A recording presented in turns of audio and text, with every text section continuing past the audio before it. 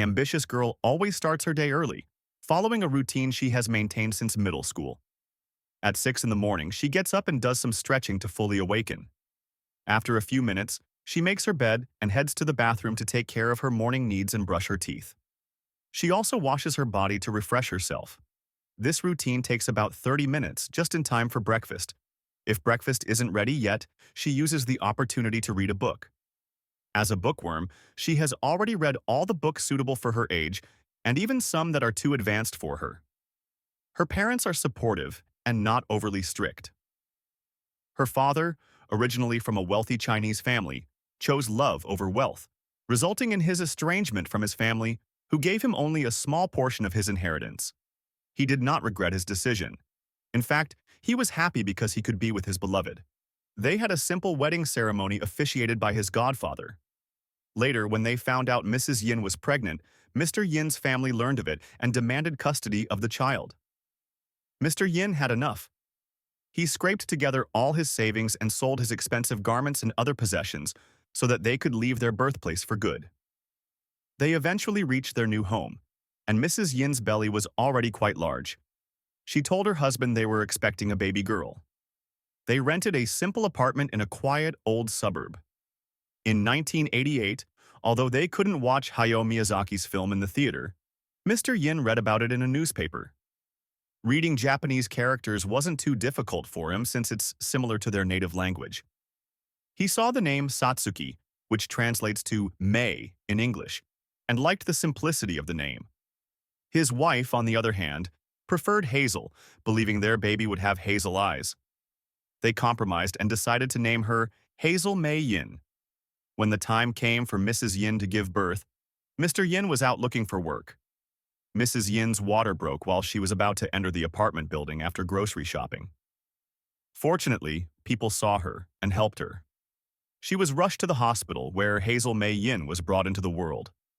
Mr. Yin arrived at the hospital room, panting from his rush. When he stopped by their apartment for lunch, he was informed about the birth. Upon seeing his child, he held her and kissed his wife on the forehead. He promised a bright future for their daughter. As Hazel grew up, it became evident that she was different from her peers. A psychologist who administered tests noted her IQ level to be 165. Her parents were initially elated, but later saddened by the thought of their precious girl growing up so quickly. Being their only child, they wished for her to have a happy and normal life. Hazel Yin understood her parents' dilemma and did her best to appear normal, even though it was challenging. She knew that their financial situation could not support her dreams. Therefore, when she learned to play the piano at school, she never mentioned it to them, as it would pain her to see her father working multiple shifts to afford an instrument for her. Instead, she practiced the piano discreetly at school and made sure to return home just before her parents to avoid suspicion. They weren't impoverished. Her father could provide 3 meals a day, but after her mother was diagnosed with cancer 2 years after Hazel was born, they had to save money for her medication and chemotherapy. They barely had enough savings or extra money for travel or dining out. Hazel understood the situation and promised herself that she would ensure her parents would not suffer anymore once she secured a stable job after graduating from college. Her parents wanted her to attend a better school, and there were several scholarship grants available, but Hazel declined. She knew that being a scholar did not mean receiving a generous allowance every month. She understood her parents would still need to spend money on her education. Moreover, the schools offering scholarships were often elite institutions that sent invitations or pamphlets, hoping to attract her family by highlighting the potential fame she could bring to their institution. Hazel was not interested. She enjoyed attending her local public school, which was close to home, and found her classmates to be respectful, perhaps due to their own family backgrounds. Hazel had fun, though her serious demeanor often masked it. She would occasionally smile, especially when her best friend told jokes. She was frequently invited to weekend outings but declined, citing the need to care for her mother. Her father continued working on weekends as a taxi driver. One day, while driving his cab, Mr. Yin met a man working for the prefecture's wealthiest family. Proud of his daughter, Mr. Yin talked about Hazel's genius, but how her opportunities were limited by their circumstances.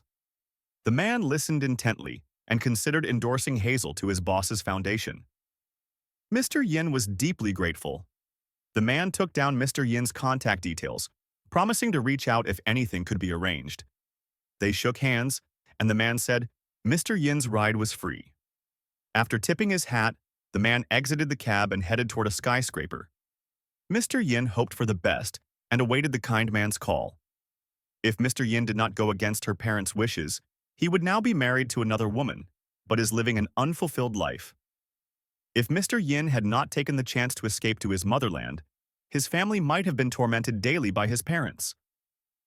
If Mrs. Yin did not support her husband along the way, Mr. Yin would think that all his sacrifices were in vain. They chose each other and they keep choosing each other every day, for them and Hazel.